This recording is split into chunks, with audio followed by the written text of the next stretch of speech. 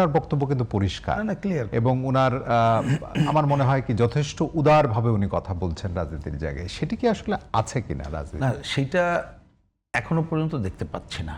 কিন্তু যখন আপনি ঐক্যমত্যের কথা বলেন, অন্য কথা বলেন, যদি আপনি রিয়েলি চান আসলে মানুষের পার্টিসিপেটরি ছাড়া, বিভিন্ন মতপথের মানুষের পার্টিসিপেটরি পজিশন ছাড়া আপনি কোনো বড় কাজ বা ভালো কাজ করতে গেলেও পারবেন না, সেইটা জরুরি। এখন এটা করবে কি করবে না তাদের উপরে নির্ভর করে।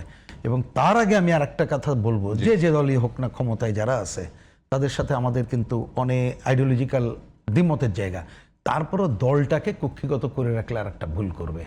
রাষ্ট্র সরকার দল যদি এক করে ফেলে সংকট হবে। আপনি দেখেন বিএনপি তো আমার পছন্দের দল না, কিন্তু বিএনপি নামক দলের কোনো বক্তব্য আছে এখন এই যে জ্বালানি তেল মূল্য বৃদ্ধি বা অন্য বিষয়?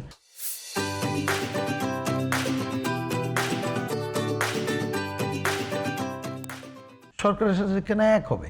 আমি বলছি এই পার্টিসিপেট আপনি দলীয় অবস্থান আলাদা করে জ্বালানি নিয়ে যে সংকটের কথা বললাম, বিভিন্ন জায়গায় যে 2 নম্বরের কথা বললাম, আপনি এটাকে উদ্ধার পাইতে গেলে উনি যেটা বলছে কারেক্টলি, এখন তো পলিটিক্যাল উইল লাগবে এবং অন্য সবার লাগবে।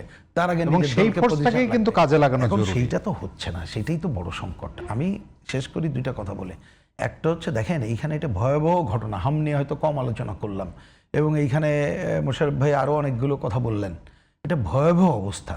তো অন্তত পক্ষে সব সময়ের জন্য আমরা বলি সে এই 55 বছরের দুর্নীতির তো বিচার হওয়া দরকার, আওয়ামী লীগ আমলের হওয়া দরকার। আর এই যে কি 15 মাসের বেশি 18 মাস ছিল, এটা তো খুবই জরুরি। এত বড় ঘটনা এখনো তাদেরকে চিহ্নিত করা এবং খুব শক্ত অবস্থান আপনি দেখেন না এখনো নাই, কিন্তু এটা না নিলে এর পুরো দায় বিএনপি নিয়ে যাচ্ছে যেন মনে হচ্ছে।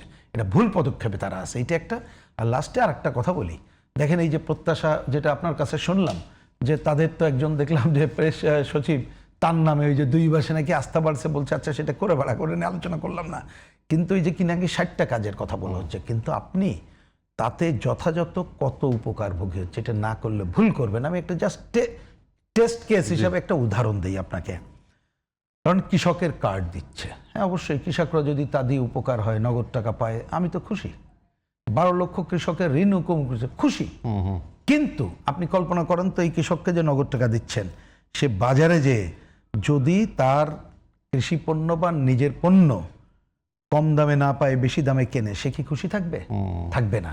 যে ঋণ এবার মওকুফ করলেন, এই কৃষক এইবার কৃষি ফসল উৎপাদনের সময় যদি উৎপাদন মূল্য না কমে বেড়ে যায়, আর যদি বাজারে যে জিনিসের দাম না পায়, তা আগামীবার সে কিন্তু আবার ঋণ খেলাপি হবে। তাহলে এইটা কি তার কাছে কোনো মূল্য থাকবে? তাহলে আমাদের বিবেচনা একটা ফলো আপ বড় কাজ।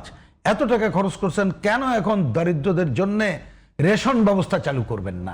কেন একজন কৃষক ক্ষেতমজুর তারা যখন বেশি বয়স হয়ে যাবে তার জীবনের নিরাপত্তা বিধানের কাজটা আগে করবেন না? সেই জায়গায় যদি টোটালিটিতে না ভাবেন, আমি জানি না, এইটা আপনি হয়তো মনে করছেন যে প্রচার করে কাজ ভালো, কিন্তু এটা প্রচার সর্বস্ব হবে এবং সামান্য মানুষ উপকারভোগী হবে। এই লং টার্ম এটা কিন্তু সাস্টেইনেবল হবে না। আমরা শেষ করতে চাই মোশাররফ ভাই, জনাব মোশাররফ, যদি 30 সেকেন্ড আপনি কিছু যুক্ত করবেন।